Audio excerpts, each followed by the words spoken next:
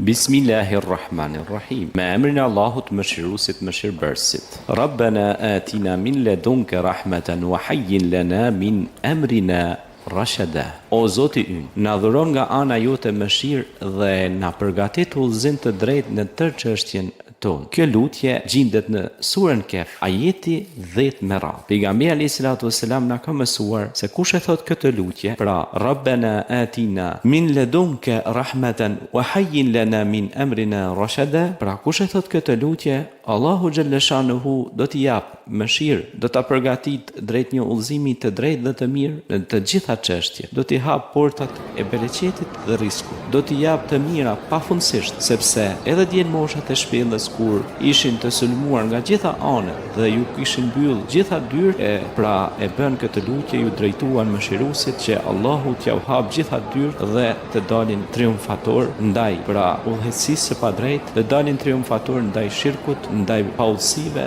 dhe gjitha çorbave dhe gjellave të politeistëve, të cilët ja kishin bllokuar thujse pra çdo derë dhe çdo mundësi. Mirë po, Allahu është ai që i hap gjitha dyert dhe mirësi. Pra, atëherë kur ti mendon se gjitha dyert të janë mbyllur, ti i drejtohesh Allahut me këtë lutje, siç u drejtuan djelmoshat e shpellës, ashabul kefet, pra dhe siç u drejtuan edhe gjithë besimtarët, po edhe vetë Muhamedi alayhis salam ku ishte në vështirësi. Pra, kjo lutje është lutje që hap çdo portë të mirësisë. Andaj thuheni këtë sa më shpesh, sa më shpesh.